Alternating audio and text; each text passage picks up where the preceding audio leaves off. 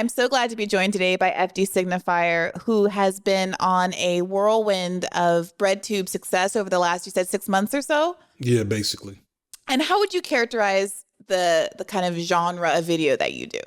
So I'm a video essayist, and I do social and media, I don't know, social political media analysis, and usually use a lot of media in it. And I tend to focus explicitly or more explicitly on Black interest things and explicitly on like the experiences and issues around Black men and Black masculinity.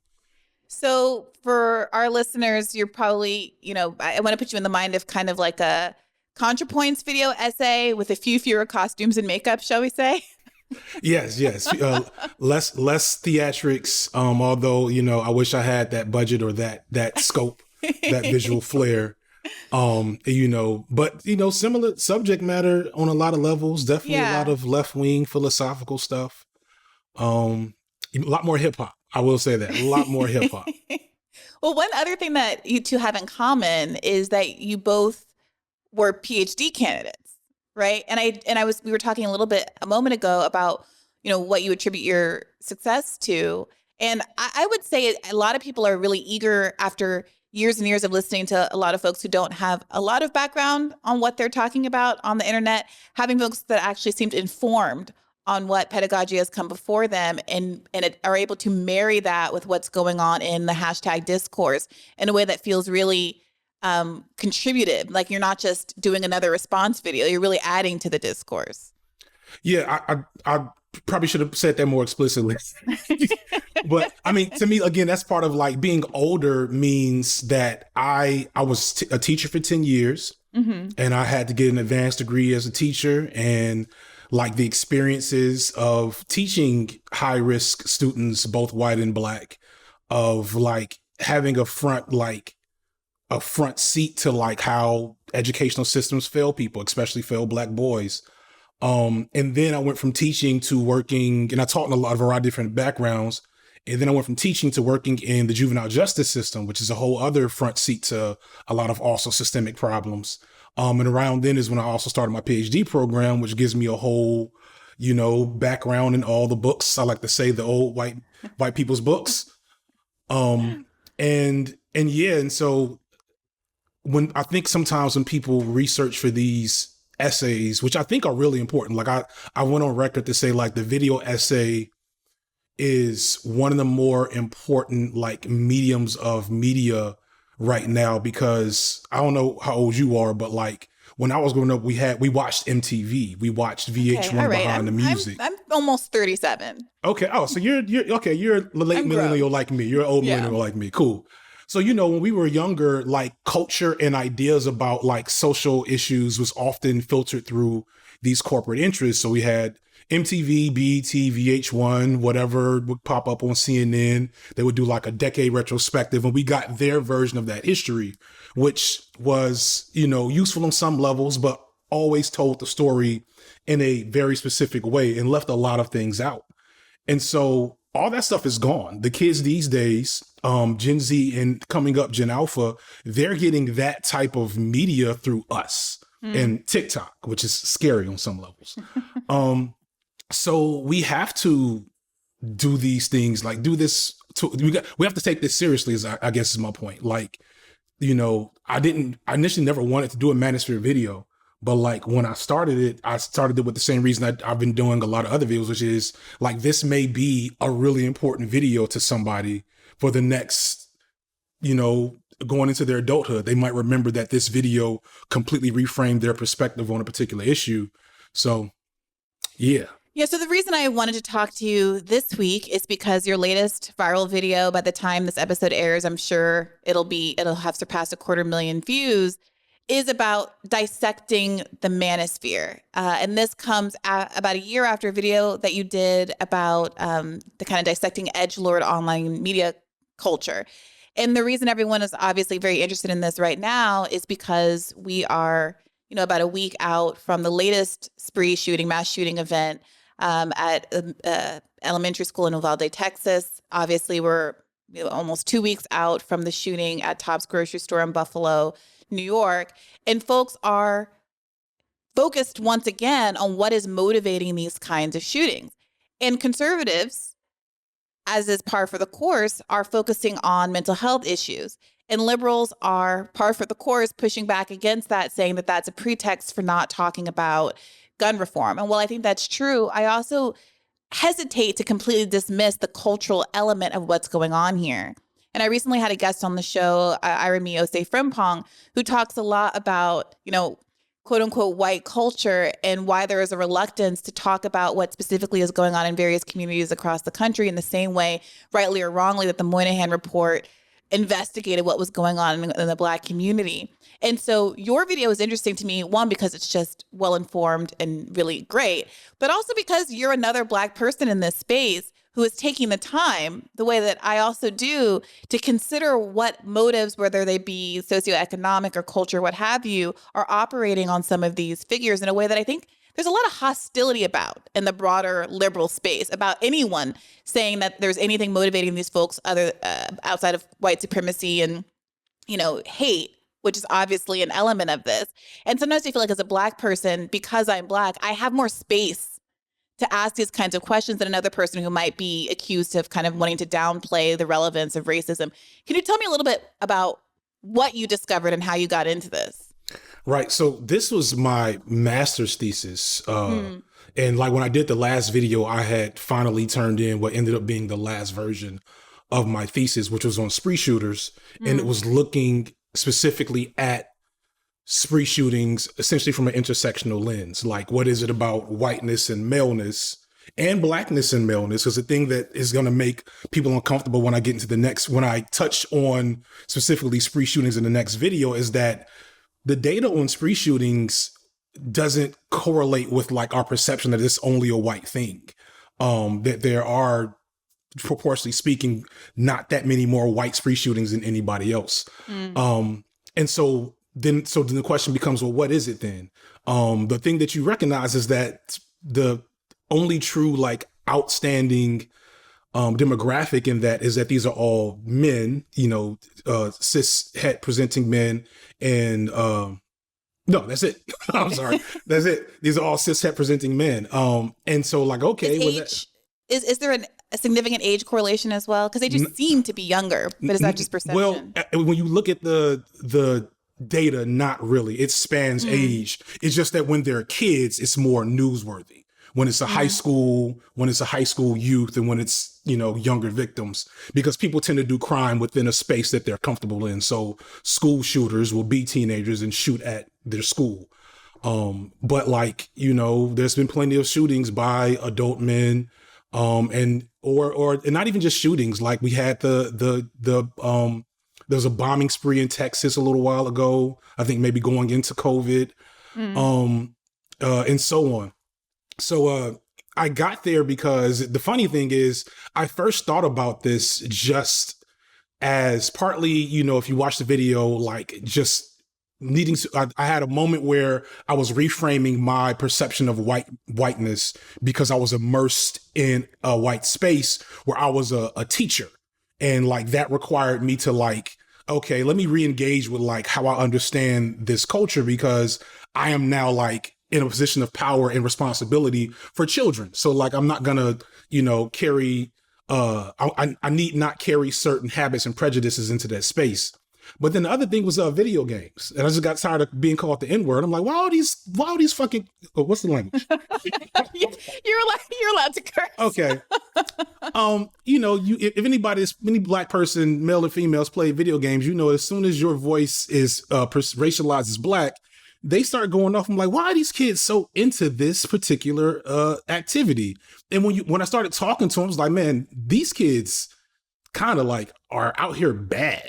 And like this is like the only place where some of them feel like they have power, feel like they have autonomy and a claim to, a sense of masculinity and power. And so that kind of spiraled out into all these different ideas. And the next thing you know, I was writing a thesis and then making, I guess, 2 videos now. Okay. So your video covers a lot of ground. Yeah. You cover some of the kind of, you use the Batman movie and the contrast between Batman and Joker as a way to illustrate Nietzsche's an idea of nihilism. And you really interrogate this concept, which is often used as a justification for some of the shooters and the bad maladaptive behavior. But you draw out this contrast between positive nihilism, which is demonstrated by Batman, who has had the traumatic incident in his childhood, but because he's good looking, because he's rich, is able to funnel that into a kind of constructive, arguably. I mean, a lot of people are like hashtag Batman's a cop, and I get it. But a kind of constructive force, whereas the more traditional, when we think traditionally of nihilism with respect to these shooters, it's the Joker figure who is just hell-bent on causing chaos because of his belief that nothing matters anyway. Why is that distinction important to you? Because essentially, and this is a challenge I was met even in my graduate studies. We don't have, like, I by training am a gender scholar, sociology. And so I read, all the greatest hits, Judith Butler, Pat Hill Collins, Bell Hooks, etc. And there were very few men, like, in terms of gender, I read zero, like, straight male work. And like that will be a problem in any identity-based, discipline of the social sciences. And when I started kind of pushing against that, of course, I didn't push right the whole time, right? Like, I want to be clear about that. But I found that part of it was just that people just didn't know.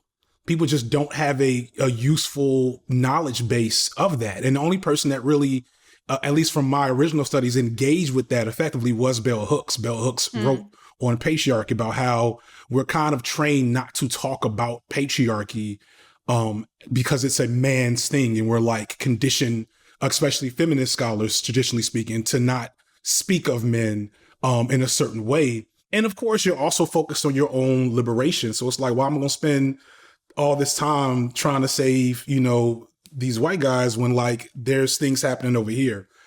And so the point about Batman and Joker was to kind of illustrate, like, hey, we're missing a lot of, like, important details as to why, some guys end up spree shooters or like incels and really falling deep into this wormhole of radicalization, from all the way to the extreme end of the spree shooters to just maybe the guys trolling people on Twitter.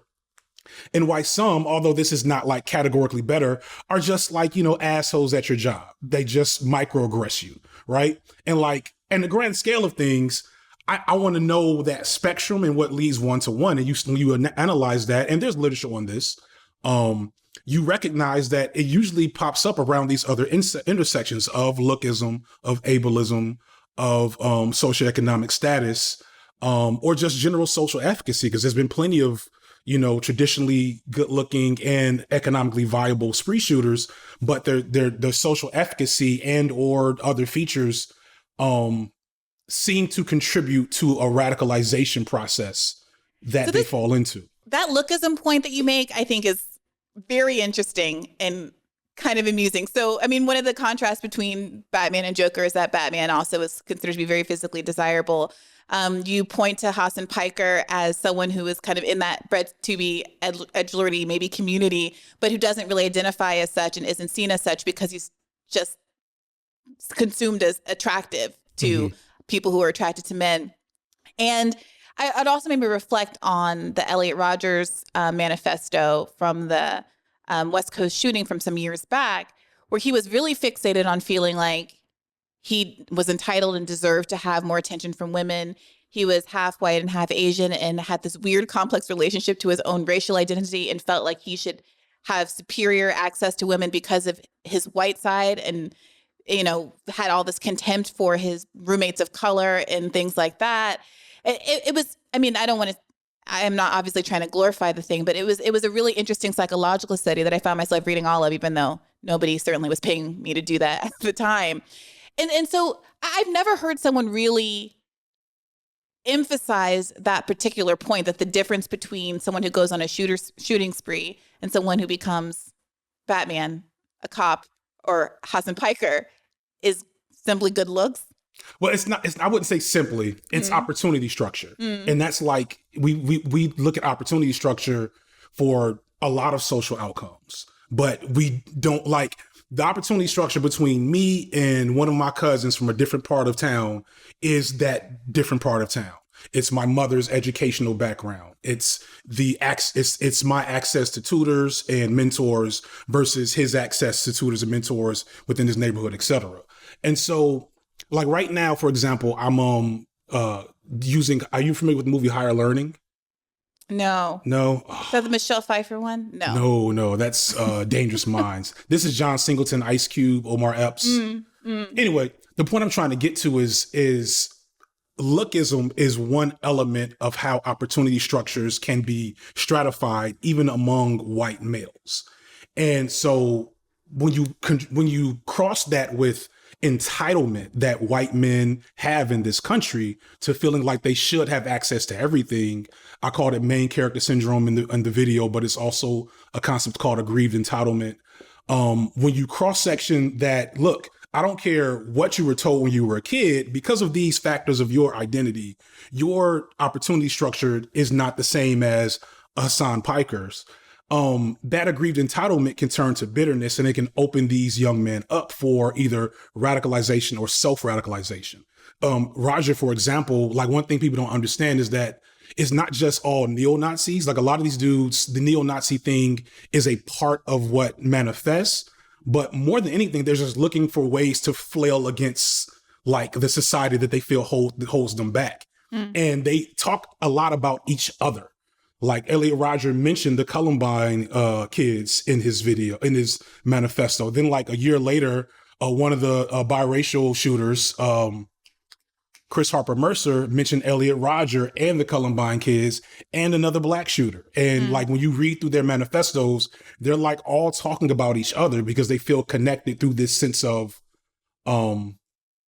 marginalization that's, you know, it's not real in the sense that we often consider how people might be marginalized, but it's real to them. And that in and of itself, I think requires better inquiry than we've given it up until this point.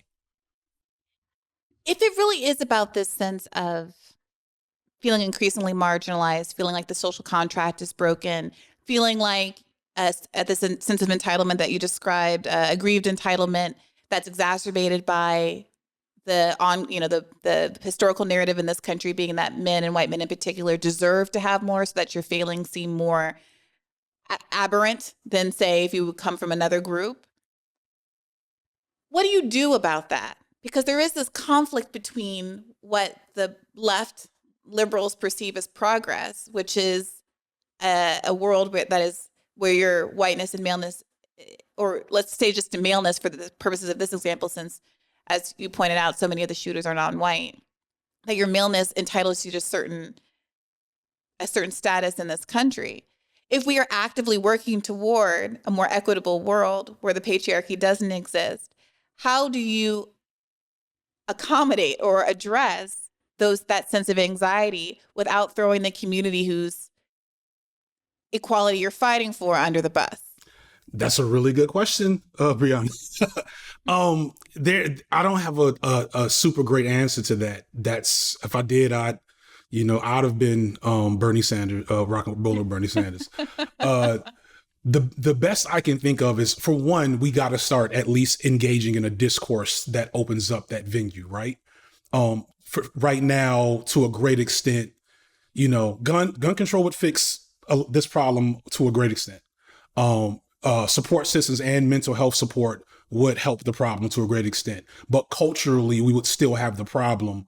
And so changing culture is a dynamic, long-term, complex matter. I think one thing that is happening kind of before, like in real time, and we don't maybe know that it's going to have an effect on this, is the way that media is becoming more diverse and representative of many other stories.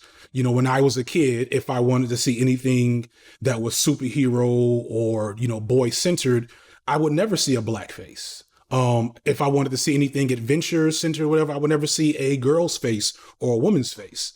And so now you have so many different aspects of the myth making of heroism and, fantasy elements that are less hegemonic and less centered on this specific white experience. And I think that at least, the alphas and whoever comes before them, maybe, hopefully, I don't have much to back this up, but hopefully that manifests in some sense of decentering that main character syndrome.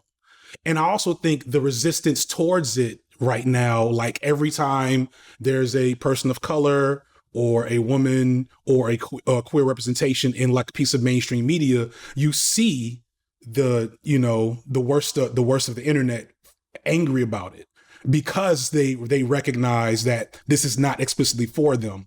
But the youth don't care. Like the youth aren't as concerned. Now, will that manifest in widespread structural changes? No, but that's the best thing I've noticed. I mean, it does feel like sometimes I get optimistic and I think, wow, look at these kids. When I was in college, almost nobody was out even. Like on a really basic level, there was still enormous stigma around just being gay. And these days, kids in high school or even middle school feel a certain degree of freedom to express themselves all along the LGBTQIA spectrum. And I look at that progress and I think to myself, well, this is a real hit to the patriarchy. We're going to see fewer and fewer of these incidences going forward. But the reality is, an 18-year-old committing a shooting is are they still Gen Z or are they moving into Gen A? I'm pretty sure that's Gen Z. Well, okay, they're Gen Z, and I had better hopes for Gen Z. And you talk about your experience playing video games now with kids now who are young and on there, still flailing out in these kinds of ways. And so generational change is obviously not something we can like kind of rest our laurels on and wait to shift things. I mean, I'm curious to hear a little bit more about your experiences in the gaming space, because that's not a space that I occupy, but it does become central in these conversations because, again, a lot of conservatives say, well, the answer is banning X, Y, and Z video game. And for a long time, again, there's been like a liberal pushback against that, saying this is a pretext for solving this bigger systemic problem. But if we acknowledge that there is some cultural aspect of this, not to ban video games, let's say, but look, if I were a parent, and this is what my mother did with us too, we weren't allowed to play shoot 'em up games. Right. We weren't allowed to even have Duck Hunt. We cried and begged for Duck Hunt. We couldn't get Duck Hunt. My grandmother got us a Super Soaker at one point, and my mother was livid. Your mother sounds like my mother. But yeah. we couldn't even like point at each other like a gun. Like even now, like I'm hesitating to do it at the camera. Like we could never point any object at each other. Right. So in a gun-like way. So the games themselves there's very little research to back that violent games themselves are great contributors to these events. The most the research says is that it desensitizes people to violence, and that happens from the news, from music, from movies as well. Excuse me. What I'm speaking more about is the community, the edgelord communities and cultures that are built around gaming that exist kind of as alternative holding spaces for a lot of young, disaffected white men that can't feel that struggle to engage or succeed socially outside of the gaming world. Because like you can get just as much negativity in Minecraft as Grand Theft Auto. Okay, so that's the question I was going to ask. Is there a difference at all between the communities given the quality of the game? Like the SimCity folks are just as edgelordy as the... So I don't know much about SimCity. I'm dating myself. That's the last video game I played. It's The Sims now, and there's white supremacist stuff in The Sims. Like it's in there. Roblox, it's in there, and these are not violent games. What attracts these, and this is going into my research a little bit. What attracts some of these boys is the ability to remake the self in a virtual space. That's another reason why anime is also a big, very popular, at least among the edgelord contingent of this problem. Is here is a fantasy space where I can remake the self into something that is more ideal for who I want to be, or for what the world, for what I wish the world was. And there's also autonomy and a lack of consequences.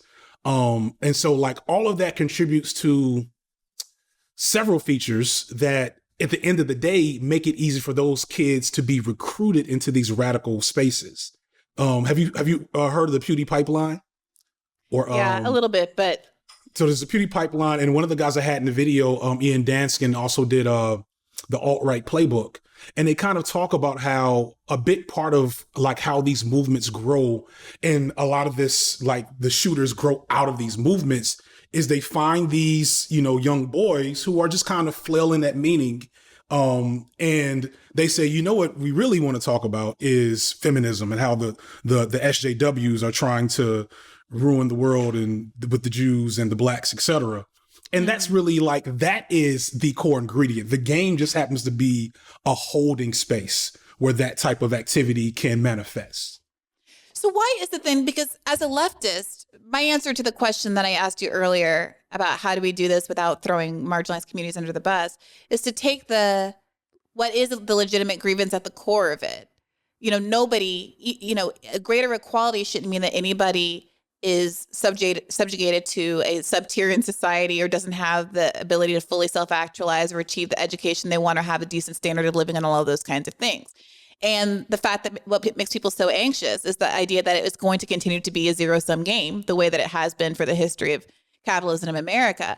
And that in a world where not being able to take an unduly large piece of the pie, if it wasn't that, no longer getting access to an unduly large piece of the pie still means you get a very significant piece of the pie because there's more equal distribution, then there shouldn't be any anxiety around it, right? And that you should address these things by making sure that everybody has the opportunity to have a good job and a decent standard of living and a good home and a safe living environment and all those kind of professional and spiritual opportunities that they want. And it's curious to me, why aren't there Marxists in the chat flipping people to the left instead of having these right-wing ideologies being the only thing that is there for people to grasp onto? Yeah, so that I kind of try to tackle that in the second half of the video, that, we just, like if there's a failing of the left that I think we have more control over, right? Because we're up against the wall and up against a lot of odds politically, structurally in this country, worldwide, etc. But I do feel like the lack of efficiency or effort toward engaging with these issues productively is a thing that we could do better at. There's one video that I cite where a guy talks about the fact that he was a low social efficacy guy, and he was just trying to figure out how to talk to women better, which is completely understandable and normal for a young man to try to be figuring out. And so that's when all the grifters and crazies come in and say, hey, we'll teach you how to do that. And, it's misogyny, it's all the worst things possible, right? And so you have figures like a H-Bomber guy, a Philosophy Tube, that make videos debunking that type of stuff, but not videos saying, okay, but from a more holistic, intersectional Marxist, whatever code word, you want to use framework, here's how maybe to talk to women. And like, that is a gap that we're not filling. And when we're also up against the traditional frames of white supremacy and patriarchy, where these are boys who are not even inclined to that type of rhetoric in the first place, it makes it pretty easy for them to fall back in line to these right-wing ideologies when it comes to that stuff. And again, I get it because, well, first off, I don't know if we are as strong in that rhetoric as we might like to think. I think going back to Bell Hooks, she called that out in The Will to Change, that we kind of aren't, well trained on that. There aren't enough. The biggest biggest person in masculinities of the last 20 years turned out to be kind of a creep, and has left the whole academic, at least that level of academic inquiry into masculinity kind of in a bad space in the last 20 years. Who are we talking about? Michael Kimmel. I don't know if you're familiar. So he's in the last 20, I think he founded the Journal of Masculinity, which was the biggest journal in all of gender studies on masculinity. And he was the lead, muckety muck over it. And he got I'm not sure explicitly of what the accusations were, but he definitely was, for lack of a better way of putting it, canceled for poor behavior on his part. And so, but he was like so many of the people I quote and pull my academic backing from around masculinity were students of his. And like we're out of his tradition. And so like imagine if, so everybody loves Bell Hooks, but imagine if she was the only voice in Black feminism and gender and sexuality. Imagine if it would all be over because of her comments about Beyonce. Right. Right. You know what I'm saying? So like, but also we would not have enough queer engagement on the issue. We would not have enough working class or immigrant, or you see what I'm saying? Like there's so many aspects of masculine studies that are, I don't think people, I'm not an expert, right? I didn't finish my PhD program. But from my standpoint, all the best people didn't finish. maybe, my mom among them. So I'm just giving that as the caveat that take what I'm saying with a grain of salt if you know just all the great masculine scholars. But there's a comparison to, these other social identities, there's not a lot. That's one of the things about the Black Manosphere that I struggle with, because there are some Black male scholars that are providing some useful stuff. But some of the stuff I'm like, not. Well, that's what's so frustrating is because when you look at people like Jordan Peterson or Kevin Samuelson, you see that there's like this aspect of it that's like, make your bed, work out, and there is this. Be really honest. As a woman, I will say that I have a little bit of edge about some of this incel stuff, because there are obviously plenty of women that feel extremely judged by the aesthetic demands that are put on women that are vastly exceed the aesthetic demands that are made of men. And the judgments society makes about what makes a desirable woman. Mm-hmm. We internalize all of that stuff aggressively and very early. Mm-hmm. And there is nobody, the difference between men and women is that I feel like women, there's no sense of entitlement to partnership at all. We always know that, we're always told rather, that if you want a certain kind of guy, well, you got to be skinny and have long hair and do all these other kinds of things, approximate whiteness and all these other kinds of things. And so it's interesting, but also a part of me kind of rolls my eyes at men who need to hear someone like Jordan Peterson articulate like, wash your ass. Not hurt. Yeah. Buy a washcloth. Right. There's a great clip I was going to use of Kevin Samuels, but he's like, wash the pissy crust around your toilet. and it's like dudes that compare them to Martin Luther King. And I'm like, fuck, that really just shows how bad of a situation we're in. Right. I try not to get too close to gender war discourse, because it's easy for it to go off the rails. Mm-hmm. But I tend to agree that the framing for how women engage with the world around their gender role performance is much more dire, much earlier. But the flip side to that is it's kind of I'm trying to think of a good pop culture example, but it's basically for some of these guys, think about what the world has to be to you, that somebody has to tell you to wash your ass in your mid-20s. That's kind of, you see what I'm saying? There's a deep problem there that is it the same as the thing I like to say is that patriarchy is a genderless social construct. It privileges one gender far above the other, definitely. But it is genderless in terms of the way it manipulates and hurts people in order to keep itself going. And we have a pretty strong understanding of how patriarchy damages essentially non-men, whether you be or queer people, right? But we just haven't thought about the profound ridiculousness of 25-year-old men not knowing how to wash their ass, and what that means for what that guy may have been doing for 25 years and how to unpack and address that, So I don't want to equate it, right? But I think ignoring it is how we get Jordan Peterson, Kevin Samuels. Yeah. Men, you're saying men have been suffering from the soft bigotry of low expectations.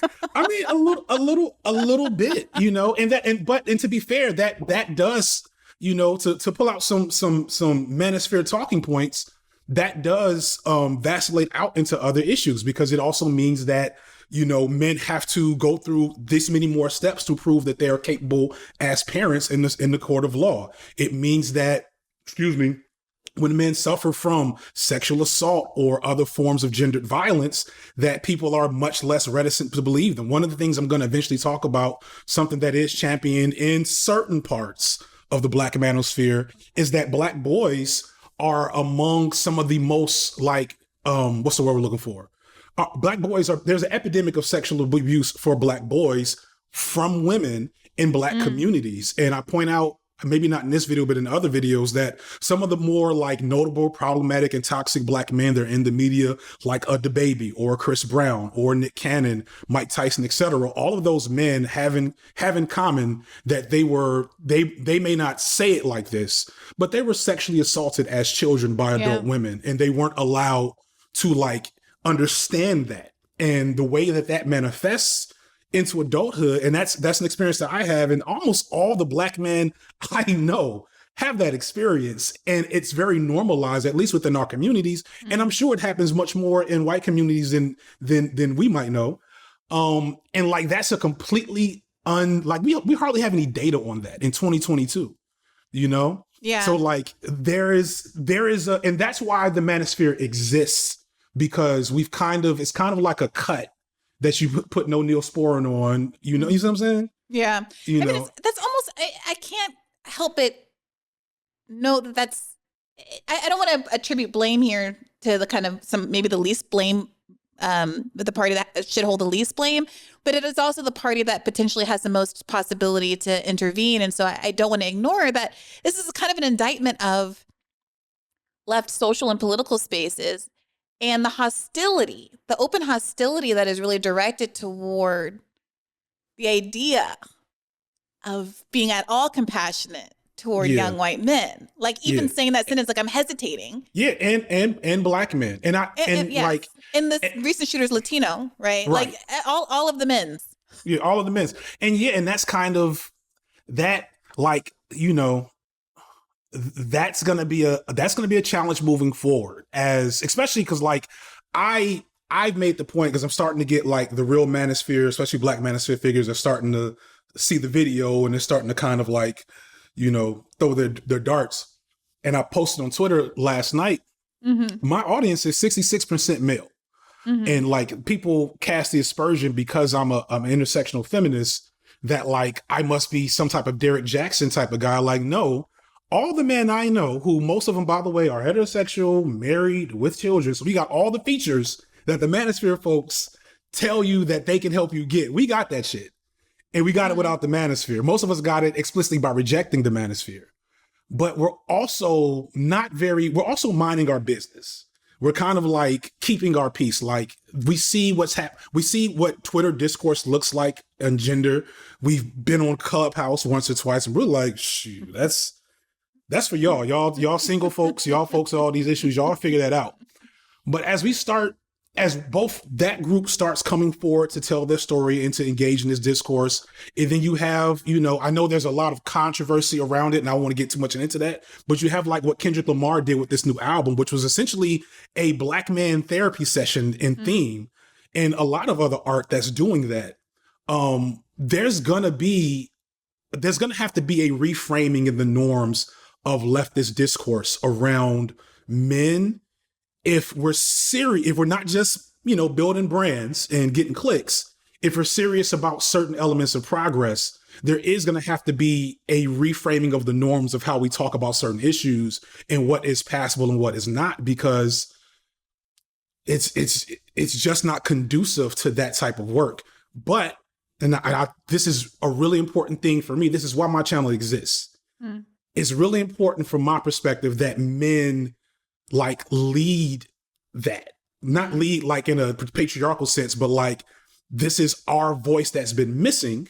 So we need to be the ones to speak up, because we also have the most, not the most at risk, but we have to men will listen to other men before they'll listen to you, you know? I have a friend. Well, I will say my channel is like 90% male, so. Okay, well awesome. So you're doing better than me. The stats were, I haven't looked in a while, but when I looked maybe a year or so ago, it was kind of shocking how few women there were on YouTube. Oh no, there's a lot. Well, it depends. You know, when I did the whole break bread video, a lot of it is topic matter and algorithms and thumbnails. So you'd be surprised. Political channels I've heard. I mean, they're just predominantly.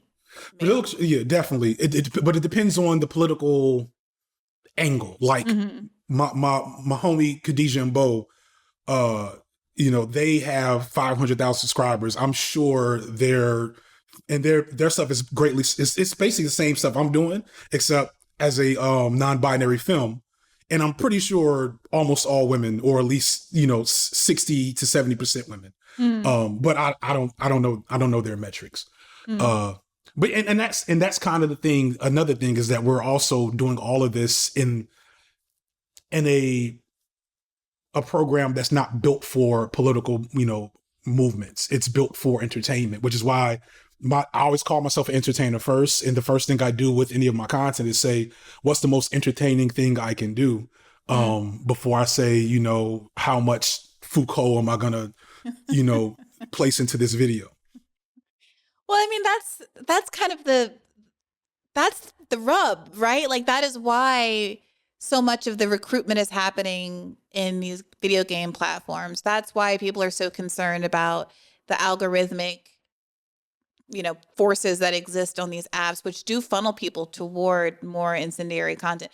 My brother has forwarded me, you know, Kevin Samuels videos saying, you know, I'm getting inundated with these as, you know, a 30-something single Black guy. And it is terrifying, but it also says to me, I hear some leftist channels complaining about, you know, the algorithm and, you know, how people don't want to watch straight news stories. And it is a real concern. I mean, if you spend time and money going to some low-income community and talking to people directly, you're going to get fewer clicks than if you talk about how this bread tuber Ben Shapiro is bad and here's why. Exactly. Yeah. Exactly.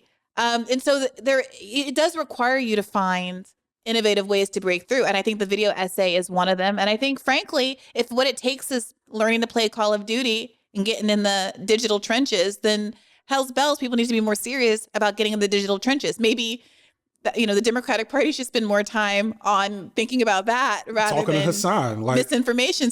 Exactly. You know, that sounds awful, actually.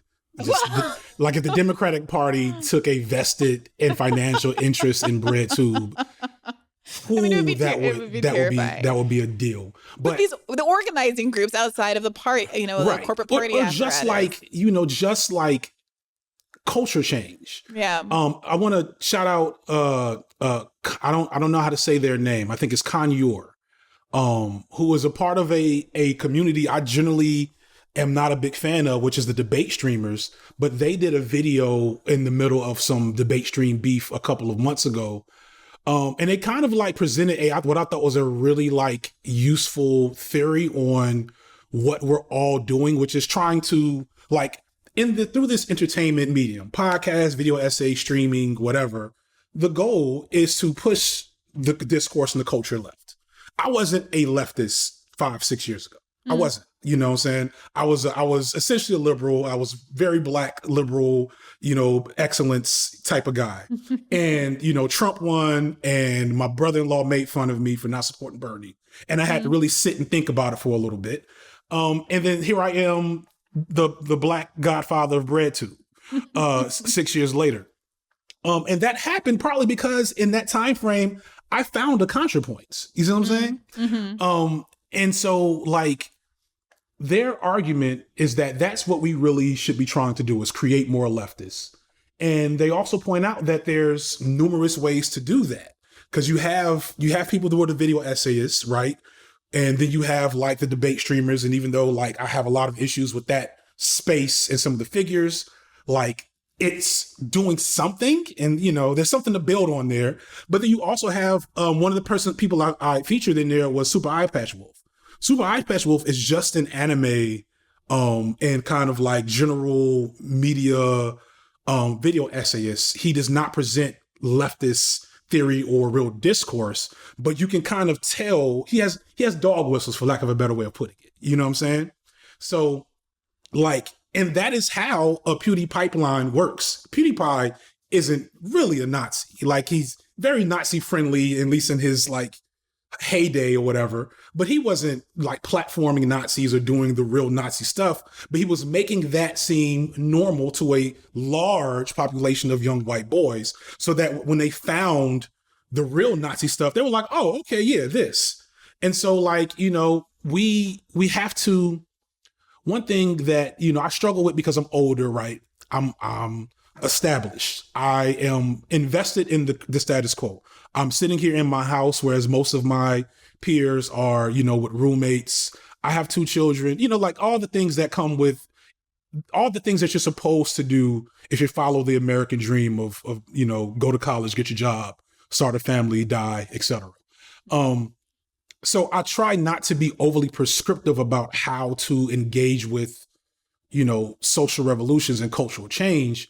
But I do feel like sometimes the left doesn't recognize that we are in the minority, and that, you know, unlike say being a Black minority or a gendered or sexual minority, we can actually we actually have a function to change that for ourselves by spreading our ideas and hopefully engaging with people to convince them to see where we're coming from.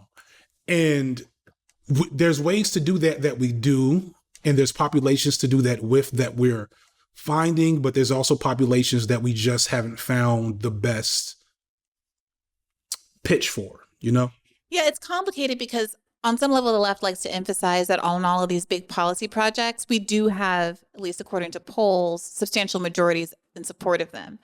But that's a separate thing from a kind of overarching ideology where people will start to self-identify as leftists and basically follow a generalized program without having to be being sold on every specific policy intervention, right? Like conservatives are like, I'm conservative. I believe in trickle-down economics. I believe that smaller government is better because it's less wasteful, and I don't want to pay a lot of taxes, and that laissez-faire individualism is the way to go. And basically everything that comes up fits neatly into that broader script. The liberal script has something to do with wanting to protect marginalized groups, liking people who are queer and Black and Latino and Asian and such, wanting things to be better, but in a kind of not especially specific way. Right. You know, the right says originalism is good, textualism is good, radical courts that are making law are bad. The left says, kind of, yeah. I mean, like there's no like word that's been coined to describe a left a judicial ideology, right? I said this before on the show, but I was doing writing an article for The Intercept some years ago about the Federalist Society and how successful they were in getting all these judges on the bench under Trump. And I had a call with a representative from the American Constitutional Society, which is ostensibly the left response to FedSoc. And when I asked her, you know, what the program was, what the goal, you know, what the plan was to push back against this like 40 years of, you know, planned infiltration of the courts that FedSoc had been on, with a pipeline of people to fill these judgeships that had a very specific ideology that they had been trained up on, their response was that they didn't really see themselves as responding to FedSoc. They were a neutral group, and that there's basically nobody on the left thinking in terms of programs and scripts more broadly. Yeah, and we don't have our draconian Machiavellian elements there, but that's kind of that's part of the point. Because once we start doing that, because one thing I think about a lot, especially in my unique space as a, you know, Black man having gotten this platform, is recuperation. I think a lot about anti-work, right? I talk a lot with St. Andrewism and a couple of other folks that are, you know, more explicitly anarchists, and like watching that happen. Watching what's happening with Black Lives Matter, or what has happened with Black Lives Matter. You know, I knew Black Lives Matter was over when the signs started popping up in white neighborhoods. I was like, oh, You know, that's what capitalism does. And so like, that's a big challenge of like, when we try to replicate these establishment frameworks for leftism, we may get things done. And I am a pragmatist to an extent. When I worked in anti-sex trafficking when I was in the court. And we had to work a lot with churches. We had to work a lot with conservative figures who were about getting some of these girls out of sex trafficking. And I had issues with some of the things that like were a part of my job, but the thing that was the goal was taking girls out of sex trafficking. So like, I wasn't about to, pass anybody, Pat Hill Collins in the middle of that activity and get into an argument. But that is one of our challenges, is negotiating like, I can't remember a term. It's a term I got from some of the other leftist homies. Negotiating basically what is a non-reformist reform. Right. Right. So, but what I'm talking about is not, when I talk about scripts, I don't mean necessarily, although I would like to the extent that there is a corporate entity like ACS that exists, they should, I think, be doing the work that's oppositional to FedSoc and not just twiddling their fingers in the middle. But what I'm talking about as a leftist is more cultivating an alternative sense of culture. Like if we're coming to the realization that, like it or not, culture is being created and changed and influenced by all of these people, including a lot of bad actors. There are limits to the ways that you can legislate culture, although there are things like there are disincentives for people to get married and stay in the house because of the way that welfare is structured and certain tax incentives are structured. And you can change those things to kind of incentivize behavior. But I'm talking about the cultural shift that happened when Bernie Sanders started talking about, fighting for someone that you don't know. Right. And not me, us. And asking the very basic question, should your ability to get cancer treatment be contingent on how much you earn? Yeah. Should your ability to get out of jail be dependent on how much money you have in your bank account and whether or not you can afford the bail sum? Yeah. I agree with that wholeheartedly. The thing I come to, and, I'm probably gonna get some tweets about this, is that the left's, to me, the biggest challenge of the left's, the biggest challenge of the left from a cultural standpoint is that we rely on white men to be. Say more about that.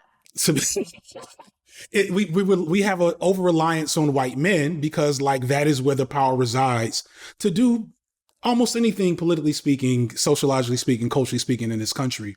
And there's a lot of white leftists that are still very white and haven't read their critical race theory, haven't, done, they haven't gotten into their, what's the sister's name? Robin DiAngelo, or many of a numerous scholars that are trying to explain that white isn't a thing. Even Hassan said that. So FD, and so, FD, so here's where people, I can hear the collective roar of my audience, and I want to unpack this a little bit. Okay. Robin DiAngelo, it specifically is kind of not persona non grata on the left, because she is perceived. I think you're right. Most people haven't read her book. She is perceived to be promoting a kind of vaguely superficial analysis of what racism, what the racial problems in America are, that are more geared to an HR kind of employment environment, and I think are very helpful in that environment to the extent that that's like the locus of your focus. Right. But the way that it was employed and like focused on in the context of the George Floyd uprising felt inappropriate to those who considered the problems to be bigger than that. And a lot of people were also just frustrated by the fact that she was the one making so much money, although, that's not her fault, but she's the one that's making all that money at that time. I do think you're right. A lot of people who haven't read the book think that, I don't think it says things that are wrong or bad as much as that they say things that aren't necessarily relevant to the bigger issues. And I don't think it's a problem so much as that it got undue focus and attention, and some leftists wanted to make like a villain out of her in a way that's not proportionate to what she's actually said. Yeah. My favorite is Racism Without Racists by Eduardo Bonilla Silva and white habitus. I've talked about that numerous times on the channel. But regardless of what, here's the thing, because this is why I dropped out my PhD program. I don't rock with dogmatic adherence to scholars. All of these scholars were just like me at some point. And they said or did stupid things. I had a line in the video that Bell Hooks didn't like Beyonce and Marx was a fuckboy. Like those are things. And so I'm all about, hey, the way this scholarship works is somebody makes a thing, and then like literally to write your PhD, to your dissertation, you have to take that thing and make something new out of it. And so let's keep doing that when it comes to these different frameworks. And all these frameworks tend to come from critical theory, critical race theory, and they're all telling us that a big problem is that the investment in whiteness as a thing, but not a class structure or a property or a political framework, but actual an ethnicity. And when you tell even white leftists that, you know, it's a lot for them. They're like, what do you mean my culture isn't real? And I'm like, I'm not saying your culture's not real. And then it gets ugly. And then, you know, and then it becomes hard. I'm sorry. Go ahead. No. I'm really interested in this because I hear you. So I obviously watch your videos and I see how receptive folks are who are not necessarily ideologically aligned with you. And I think about the spaces that I'm in and how much, and I've been talking about this a lot on the show and on my call-in show.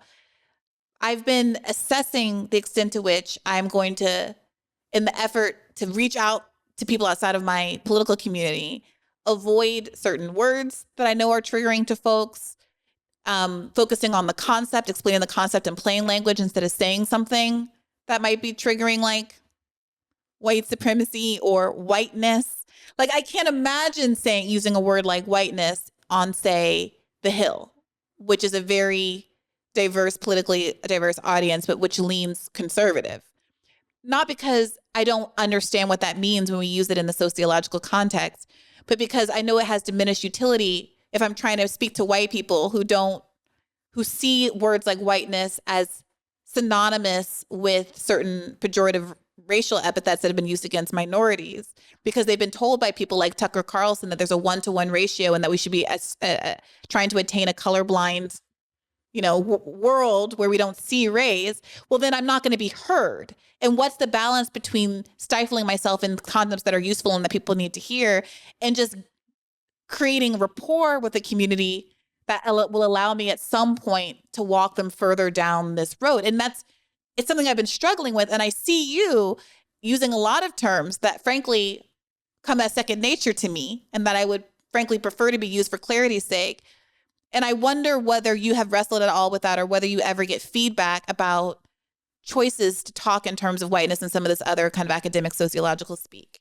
So I definitely do a little bit. But I kind of think I just get away with it. Like I don't think it's a very complex actual skill that I'm using. I think I have a deep voice and I'm a man and motherfuckers are listening. Like I'm just keeping it 100. Like I showed a little ego earlier when I talked about being better than people, and like that's somewhat true, right? But it's also because people give me grace that they wouldn't give you under the same circumstances, So I can say white supremacist capitalist patriarchy. The people that are the saddest thing is that the people that are most turned off by my, not refusal, but like my just casual use of a lot of this sociological academic jargon that has been poo-pooed on are other Black men. Like that's who I'll probably get the most pushback from. Like I've seen this dude got pronouns in his bio. I ain't listening to this nigga. Like that's, I get that more than anything else. But I will say that that's still something I struggle with on a level, because then I have the internal discourse of just teaching white people about racism. You know what I'm saying? And just like, is that worth my time? Am I just, am I wasting my time? Especially because I found, at least with me, there's an emotional response and an emotional connection that is sometimes made when a white person gets an opportunity to unpack a racist thing with a black person, that like they lean in, and it's parasocial, right? And a lot of times I'm like, yeah, that's it though. Like just watch the next video. I can't do much more. Don't give me so much praise. Read this book. You know, I've gotten some really serious emails from people. I've gotten some wild Patreon messages. And I also just internally, like my background is, you know, my folks is pretty radical. I have some family members that will roll over in their grave if they knew I was doing whole videos about white edgelords. So, you know, and I got the uncle moniker. So it's like Uncle FD. I'm like, yeah. So that uncle part, right? Can I get y'all some history on that? But I haven't, you know, but I'm trying to, again, I'm leaning into the experiences I had my first year teaching that I talk about in the video, where I was, you know, and my audience, I don't know how young they are compared to other people, but the ones that interact with me the most, that give me the most like feedback and want the most, are younger. And so it's like, I'm just a teacher all over again. And when you're a teacher, if you're a good teacher, you cultivate growth, but you also have to be very selfless and patient in that process, because kids are going to piss you off and do things to upset you. So yeah, that patience that you talk about, you know, you're like, you asked, you know, should you be doing this? You know, are you being turned into a magical Negro? Is there this uncomfortable space you're in? And I hear a lot from folks, less so these days, I will say, but during the Trump years, there was a liberal chorus of, this isn't my job. I shouldn't have to do this, because of the specific kind of trauma that comes from me as a marginalized person being forced to engage with these hateful ideas and such.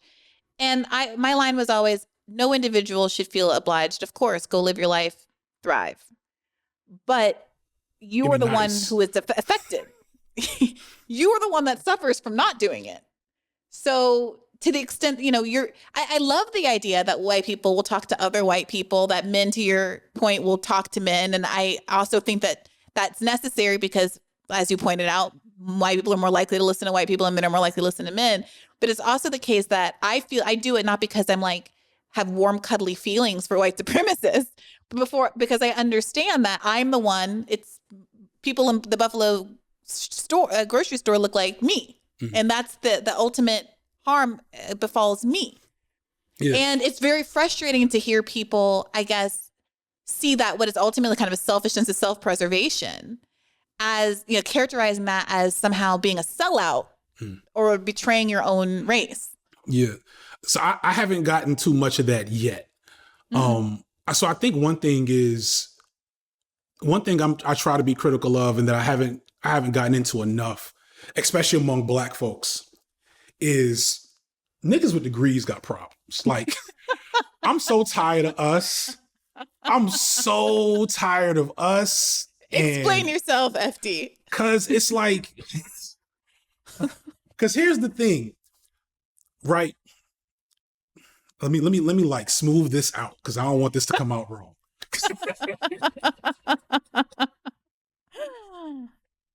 Made myself dizzy laughing there. What I found is, you know, I made the videos about Obama because I had to kind of like reframe my perception of Obama and how Obama made Black excellence, the Black excellence that maybe was like envisioned in the Moynihan report and the aftermath of it. Obama was like the fruition of what that mythological thing that never should have been able to happen. It happened. And then suddenly, like, all of us were like, oh, wait, we could do this? And then we're off to the races. And, you know, Black Twitter doesn't exist before Barack Obama, right? And so Black Twitter is predominantly Black academics and educated Black folks memeing the shit out of issues that don't affect us the same way it affects folks that look like us, that maybe we went to school with or in our families that we don't even invite to our events. You know what I'm saying? And so I see what you're talking about as partly a manifestation of like a true thing. It shouldn't be my responsibility to like be called uncle and like play this role for a lot of young people working through some shit. They should be able to get that from so many other resources. I happen to be talented at it, and hey, thankfully I also get paid, right?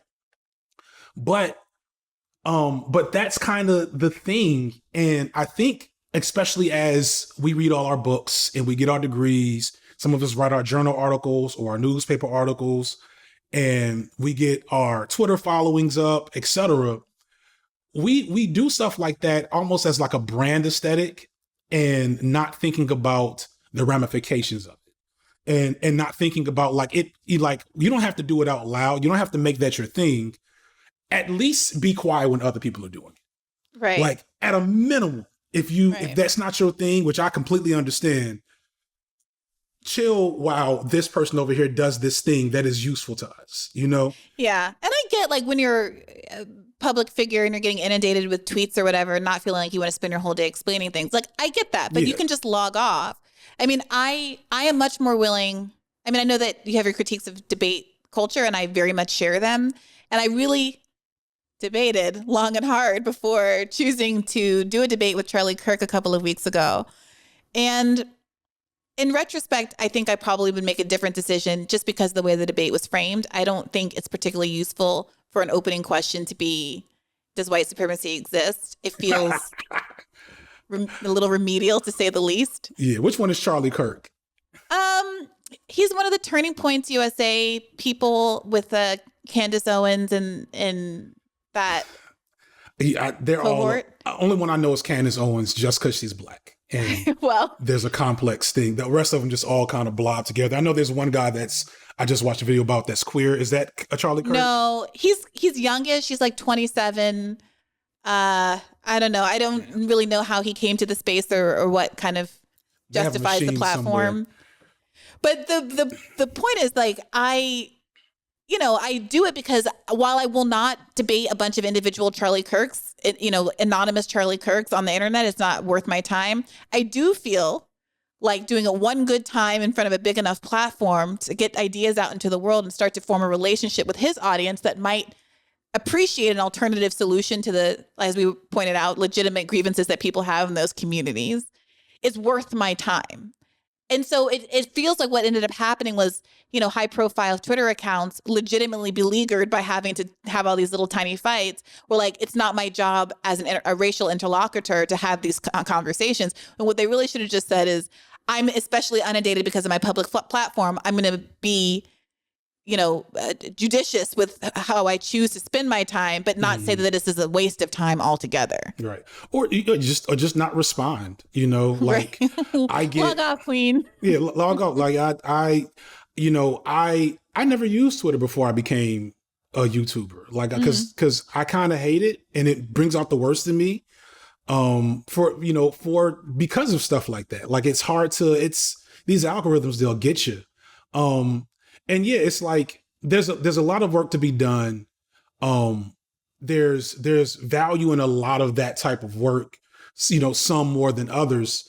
But if it's real work, like if it's not some of the other nonsense that comes out of the political streamer economy, then it's like I'm just gonna let that. One of my he's in the video at the end. He's a political streamer, Shark. I always mess up his name because it's like a number, but also a letter. Shark 30, I think. Shark 300, I think is how he says his name. My bad, Shark, if you hear this. Like he's a political streamer, right? And he does, I guess, some debates at times. Mm-hmm. But he also is like, the thing with a lot of the debaters is they're also edgelords, which lends itself to certain like problematic behaviors maintaining in the space. But we talked and he made a really good like analogy of like, there's people who've, read all the books and do all the really cool, I'm using all the words because I want people to know how smart I am. Right. And then he called it the MacGyver left. Well, look, we are making movements out of spit and tape and apples, and we are trying to push the needle on, this political discourse and progress. And I just made an hour and 30-minute long video. I talked about Batman for 30 minutes. Then I did a full-on sociology lesson. A lot of motherfuckers aren't going to watch it. I've seen my metrics. So it's useful for people who are within the same framing, who are willing to have conversations that I'm not willing to have, who can do it in a way that I can't, to also be having that conversation in spaces I'm not in. And unless they do something like super ignorant, I'm going to I'm not going to say nothing. Do that over there. That's awesome. It reminds me of one thing I did want to say earlier when we were talking about the use of certain kind of vernacular that might be off-putting or triggering to people. I think there is a benefit to having longer form content. I did a Tucker Carlson direct-to-camera thing that we call Radars over at the Hill, last week or the week before. And people were frustrated that I described what a dog whistle was without using the word dog whistle. My thinking being, well, I have like about 15 minutes. And my Radars all go long and everybody laughs at me over at the Hill for them. But, to explain that basically Tucker Carlson is talking about replacement theory in a way that seems race neutral to people, and people who don't see themselves as white supremacists can hear it, think that he's saying something legitimate about preserving an American way of life, and not understand what we hear as a dog whistle, because one, they don't understand what a dog whistle is, and two, nobody has actually tried to explain it. People have just been shouting the word dog whistle for the last 30 years. And I presume that there were some good faith actors who were being misled, which some folks think is a mistake right off the jump. And extending too much grace.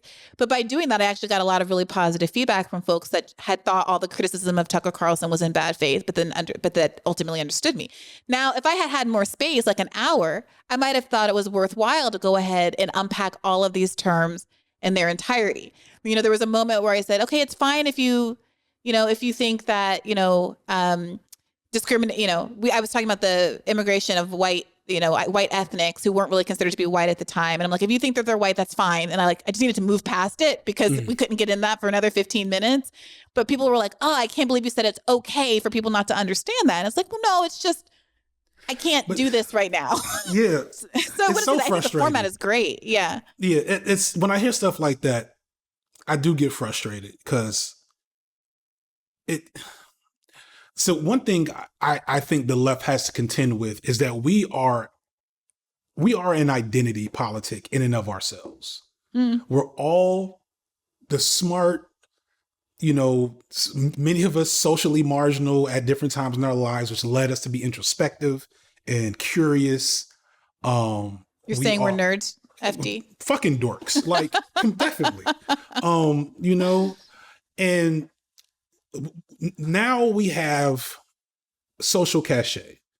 We have our own section of YouTube, our own section of TikTok. We have a handful of politicians that curry for our favor and attention. And it's like, and we're also elitist. We're also elite. Most of us. I have 3 degrees and I quit halfway through the 4th one. Right. That's wait. What are the you quit halfway through your PhD program, but you have your master's, but I have 2 your undergrad. Masters. Yes, I have 2 masters. You've been busy. I'm fucking Kanye West. I'm getting real loose on this. It's cursing way too much. I'm sorry. No, you're fine. I have 2 masters, right? And so like, it feels good to be smarter than people. I remember Aaron Sorkin. Like that's like, those are the things that I think people on the left were not being honest about, which limits us, which is why like working class folks don't feel us. We're not getting our message across to them effectively because we want to use big words. And we don't, man, I did Occupy Wall Street for a day. Now, part of that's because like I had to go to work and I didn't have the luxury of not working. Yeah. But part of it was because I got there. I'm in Atlanta. I got there. I had been invited by a student. And as soon as I got there, I was like, oh, this is some stuff. Because they did it in a park where there's a large houseless population. These are mostly young white leftists and liberals who have they barely been around people of a lower socioeconomic status, let alone houseless people who are, relying on social services for sustenance in their space. Right. And there was so little forward momentum and just efficacy in the action that I was like, yeah, this is somebody's just going to write a paper or a book about it or tell their kids, I did talk about Wall Street, but it wasn't about the movement, and it wasn't about, they weren't even helping the homeless people that were there for a portion of time. And that's what made me very reticent to get involved with leftist activity, because I didn't see like the people in that. And it wasn't until I started getting involved in like talking to Black leftists, and on to an extent, queer LGBTQIA plus leftists, that I was like, oh no, there's a lot more to this. And I think that's part of it. That's part of it across race. Going back to my Black academics need to sit down, a comment a second ago, but it's just, and I always feel weird coming from me because I'm old and I have the least amount to lose, or maybe the most to lose, if the revolution pops off tomorrow compared to some of my peers. But I also feel like if the revolution popped off tomorrow, it'd be done on Thursday, because the lack of organization, the lack of so many things would be immediately shown, and it'd be shut down, just like Occupy was in Georgia and Atlanta. I think that criticism is well-founded. I also think that there are some interesting developments that are coming out of the wake of, let's say, the Bernie movement. I think a lot of folks realized how easily electoralism can be derailed and co-opted. And because of seeing what happened with Bernie, because of seeing what happened with Black Lives Matter, folks are looking to alternatives like Socialist Alternative and Shama Swan and Mutual Aid and, things like that do address the concerns that you just expressed about not having more of a direct relationship with communities and demonstrating that you can be of service. Yes. Because you're giving mutual aid, because you're running food banks, because you're doing community kitchens and things like that. So people can see that you're not just a fair weather friend who comes around once every 4 years and says, like, vote for the old socialist dude. Yeah. So I'm hopeful, even though I think that your points are well founded. We are already going long, and I've kept you longer than I said. I did want to make sure that we touched upon your experiences as a teacher before we go, though, because I think that part of your video where you talk about how you've had about a dozen, that's remarkable to me, about a dozen students who have taken their own lives over the course of your career. So to be accurate, it's more like 6 or 7. Okay.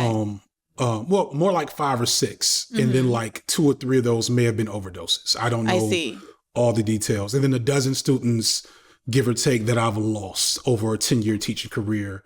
And the disparity was that, the Black youth I lost were to like, I'm trying to be sensitive around this.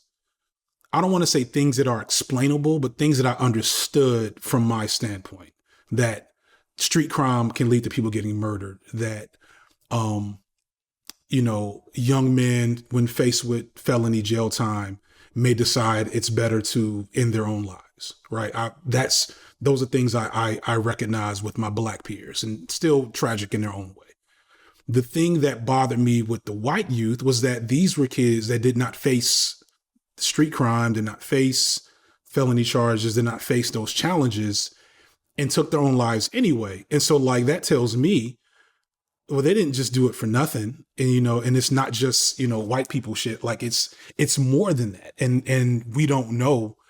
And it doesn't feel like, I think the CDC, after the CDC released a study in 2018 about like the rise in suicides among the country as a whole, and how like the majority of that was with white men, and that majority was also with older white men. Finally, people were like, "Oh, that's wild, isn't it? We should probably like look into that." And so that's kind of just like that. That's one thing that I've negotiated in terms of being open to like being called Uncle FD. You know what I'm saying? Because if that makes it possible that I can create knowledge and share that knowledge and create barriers for some of these young folks to step away from that, I think that's a net positive, like, period for the world. Because when you have that type of self-harm running rampant, like one of the things about that type of self-harm is that it's viral. I don't know if a lot of people don't know that when, like, in a community where there's been a person that takes their life, it like raises the likelihood that another person will by a certain percentage in the same community. And it's no surprise that as we start to learn more about that in white communities, that we are seeing a rise in suicides among Black people and among Black men. So, like, I don't know, it really was just like being empathetic. Like, these were kids. And it was like, holy crap, that kid that I remembered waking up in class all those times, but loved to death, is not here suddenly. And I don't know, like, I can't point to a single thing, you know? I can't point to a single explanation to at least assuage my own cognitive dissonance at that loss. It's just gone. They're just gone. And, like, that wasn't satisfactory to me. Well, I really appreciate the compassion with which you brought to your students, obviously, and what you brought to the subject matter. I strongly encourage all of the listeners here at Bad Faith to go over and watch that video of yours and all of your others. I don't know how I came across you, but the algorithm was kind, and I'm so grateful that I did. You're a breath of fresh air in the Bread2 media space. Can you tell our listeners where to find you on the internet? I am F.D Signifier. And I think I finally gotten to a point where that's who I am everywhere on Twitter, YouTube, and Instagram. Because when I started this, I was like, I'm going to spell it different in every place. Isn't that cool? And I didn't understand branding. So that's the older millennial in you. Yeah, that's, you know, you had one of those emails back in the early 2000s, you know. So yeah.